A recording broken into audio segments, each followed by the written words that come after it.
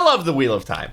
This is a true, undeniable fact. If you're doubting me, I have proof, okay? Behold, the Wheel of Time right behind there. The Wheel of Time is probably my most favorite high fantasy series of all time.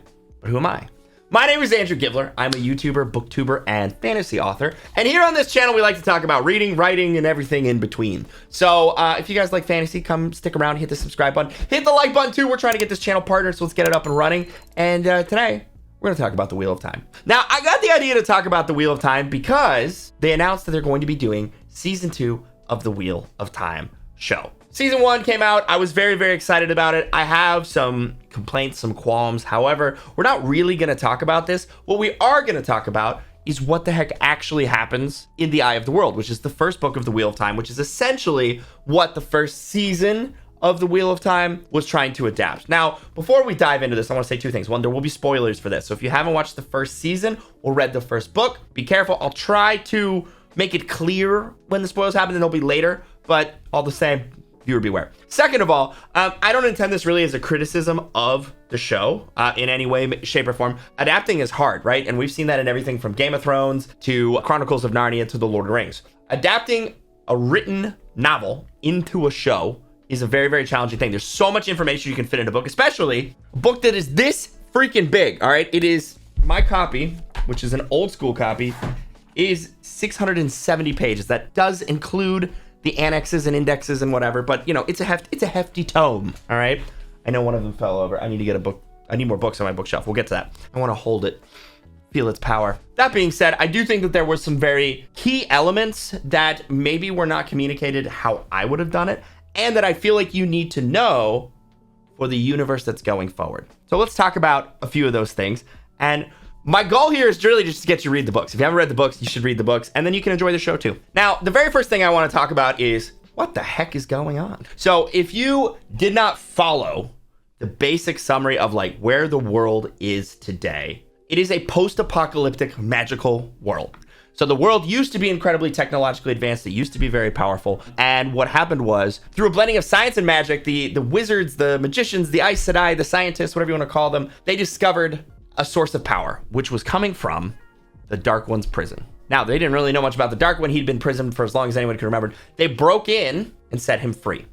And in doing so, sort of ruined this sort of perfect utopia and created a nightmare. People began to be seduced by the Dark One, joining his side. He created armies, went from a civilization where no one died and there was no war, no violence, to all of these people had to learn how to do so, okay? Then in what was sort of the final battle of the war, not the last battle that they were talking about, but the final battle of that part of the war, Luz Theron Telamon led the 100 companions, who were all male Aes Sedai, to attack the Dark One. Now, that's really all you need to know. What happened was his attack worked. However, the counterattack by the Dark One is the Dark One corrupted the male power source at the same time. Let's talk about this, because this is probably one of the things that I feel like doesn't really get explained a ton in the show, and it's really complex, so I kind of get it, because it's a weird concept, but once you get it, it'll make sense. In the Wheel of Time, there are several distinct magic sources. The main two, the two that actually matter for any sort of conversation, are something called Saidin and Saidar. The way that it works is female Aes Sedai have access to Saidar, which has its own way that it's like used and everything. Like they're completely different conduits of power with different types of power, different types of strengths, different types of weaknesses. And men have access to Saidin. The Aes Sedai symbol is literally a yin and yang. The white teardrop represents Saidar, and the black fang represents Saidin. Blah, blah, blah. As you can see, they sound very similar. If you're not reading it, it's very, very convoluted. So basically, the reason that men aren't allowed to do magic and they're being hunted down in the show is because Saidin is corrupted. Anyone who channels it rots and goes mad and inevitably tries to kill everybody around them. It is literally like anybody who has access to Saidin goes insane. That's it, period. So the way the world is now, 3,000 years later, is only female Aes Sedai exist. They are the power structure, the only ones with access to magic. They keep an eye out for men, and they either do something called gentling them, which is like cut off their ability to channel, or they have to execute them if they become too powerful. There's a whole lot of stuff goes on. So that's like the whole drama that's occurring, right? This is where they get a little confusing in the show, because I think they want to add more tension and stuff like that. The Dragon Reborn, right, is prophesied to come back, lead the armies of humanity against the Dark One, defeat him once and for all, save the day, and bring around a new age of peace and tranquility. That's the expectation of the world at the beginning of the Eye of the World. So if you've watched the show, you know that when Moiraine comes through and she's looking for the dragon, and she kind of has like these suspicions of this place that might be like where the dragon would be born. That's what she's looking for. That's why she gets interested in that group of young people. So in the book, the reason that Moiraine takes Egwene and Nynaeve is because they are like the two strongest female channelers that have been discovered in generations. She's like, holy crap, they're so powerful. We must take them and train them to be Aes Sedai. The reason she takes the three boys is she suspects one of them is the Dragon Reborn. In the show, they kind of try to make that a little murky since they don't want to explain the thing that I just spent 10 minutes like being like, okay, so if you open up your history, it's hard to do, right? So she thinks that one of them's the Dragon Reborn, and she's trying to figure out who. And then they're being hunted, right? And they have all this stuff. They go to Shadar Logoth, which is a whole really cool thing. And I actually think they did a really good job with Shadar Logoth. That was pretty sweet with the dagger and stuff. You know, they go to Camelin. They go through all of the adventures. They go through the Waygates, and then the Blight's being attacked. And everyone's afraid that it's Tarmon Gaidon, which is the last battle, right? And so that's why they're going out there to see, like, oh, maybe the dragon needs to be there to stop it. It wasn't. But the whole hullabaloo that I feel like because of the way that stuff was explained that they didn't get to say about the Eye of the World is it's really unclear what the Eye of the World is in the show. The Eye of the World is the reservoir of some of the last pure Saidin stored.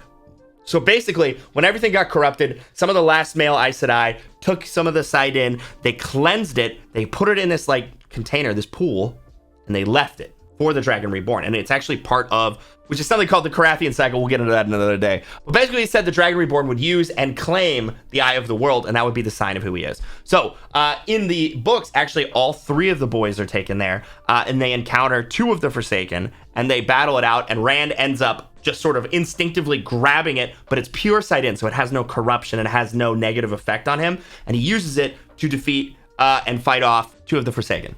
Balthamel and Agenor, I believe it was, but don't quote me on that. And that, to me, is probably the part that I felt like didn't connect and resonate the most, right? The Eye of the World was just kind of like this place they were going and they needed to get there and stuff. Because of the way of like not wanting to get into the weeds of talking about how complex and complicated the magic is, they didn't understand what made the Eye of the World so freaking cool. There's also like a creature created from the Last Age there, the Green Man, who's like watching over it. That's a whole nother freaking thing. It's super awesome. It was something called a Nym, and like Nym were like these like farming, they were nymphs, basically. They're like these farming nymphs that have been created with the one power, and oh man, they're so cool. Anyway, don't get me started. Hopefully we'll find out more about them in the show. If not, read the books. Now, the other thing that was really, really cool were the ships that we saw at the end. That's going to majorly figure into season 2. I am very excited about that. I thought they did the great job making the ships look dope. They're the Scene Chan. Don't worry about it. They're really, really freaking cool. That storyline's going to be dope. We've also had it confirmed that the love triangles will exist. If you know the books, you know what that's going to happen. So I'm very, very excited about that. Next book is called The Great Hunt, and I assume that's what season 2 is going to be based on, which is the hunt for the Horn of the Valir. It's going to be really sick, has major implications. So if I have one note about all of this that I hope for from the show is I want to see them set up the bigger arcs that mean more as we get in. So my one concern about some of the trimming down that you have to do to fit an epic the size of the Wheel of Time in TV format is you lose some of the grand arcs, right? Because you can only communicate so much information. You have to choose the stuff that's like, what's happening right now? Not what's going to happen in 5 seasons that we may or may not get. So I hope they have time to really show everything that's going on, show why this world is so incredible and fantastic. I think the casting was really, really good for the show. I'm excited to see more. I will definitely watch the next season. And I hope that some of you guys have been convinced to read the book if you haven't. If you haven't, the link's in the description below. You can go grab it. So let me know. Do you guys think that I summed up some of the stuff maybe that you didn't know about the Wheel of Time? If you've watched the show, did it make you more excited about season 2? Did it make you more excited about the books? I want to see your comments. Leave them down below. Hit the like button. Hit the subscribe button. I'll see you in the next one.